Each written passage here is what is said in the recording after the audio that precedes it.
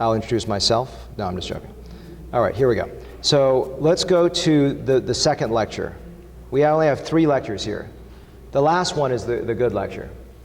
So you can leave for 15 minutes if you want. Just joking. Don't leave. Yeah, let's close that. So the next one I'm going to talk about communication. I'm going to talk about fat grafting versus fillers. You know, they're all filling, right? How do I create a communication with a patient?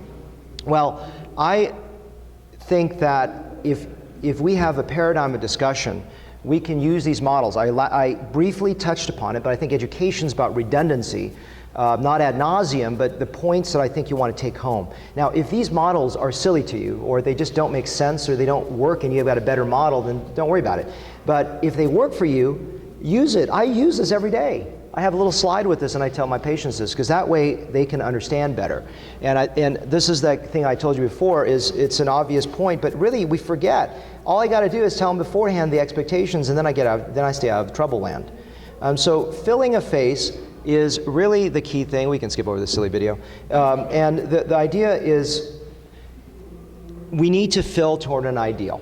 What is that ideal? You saw that in the earlier talk. It's about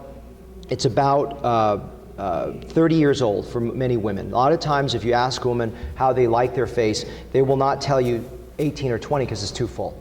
And that's the thing we don't think about. Women don't want to look fat.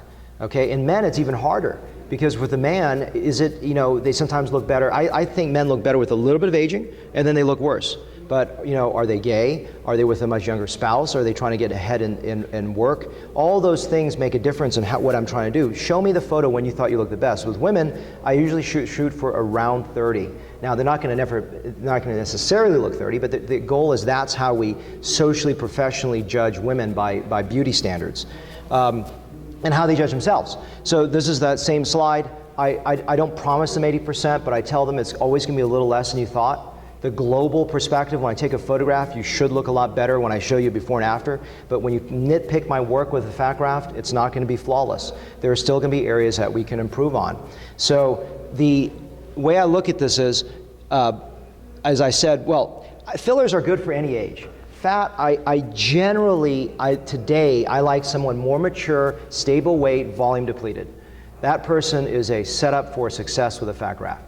The person that's 30 years old with a little tear trough, doc, that's a filler. Okay, I know as surgeons we want to go, that's a surgery, but that's a filler. I can accomplish that in 5 minutes in the office and have durability with it. Why get so obsessed with having to go to surgery? I really believe there's longevity even with HAs now. So money is one reason that we can look at why to do fat, right? But if you look at the whole composite of this, sometimes fat has one big recovery, but fillers can have a lot of multiple ones, and the cost can add up to sometimes more than a fat graft. So weigh that for a patient. Help them engage with making a decision that will be financially feasible, that will make sense from a recovery perspective, a fear of anesthesia recovery perspective. All those elements, weigh those. But in order for you to weigh those for them, you have to understand them. And so the slide we had before here, which is just understanding fillers and fat and how I use them. And so I know ADSCs are adipocyte-derived stem cells. To me, that's I think stem cells are still in the voodoo stage, so I almost never mention that. But maybe there's a benefit there.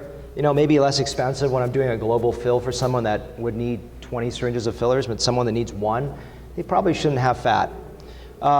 The bed I alluded to earlier. Let's go through a little bit more detail. So the mattress, the fat is the foundation work. It provides a lovely shape to the face. It really does. I mean, I look at this and I look at my before and after, it's great.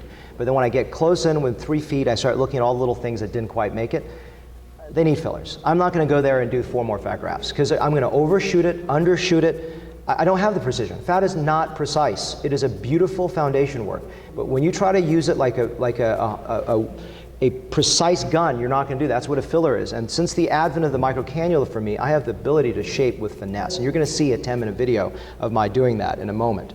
And then sheets, are going to be the skin. It's going to be the neuromodulators, non-ablative, ablative therapies, skincare products, microderm, et cetera. And that's when you divide the face into those levels, it's a point of communication so patients have a good understanding of what makes sense. And then for people that stay with me in my clinic, I do a fat graft, and then I continue to manage them with some fillers, and they progressively look better. And I think this is a way to go. It gives me a margin of safety. It gives me a margin of achievement. It allows a good communication with a patient. And then, so if you can just remember these 2 points, to me, I think it's an easy way to discuss with the patient. So this is just a fat graft result. Fat graft result. This is a fat graft with some lasers, some neuromodulators, and a filler touch-up. This is, this is a fat graft, I think by itself. Yeah, then I came back and touched it up with a little filler.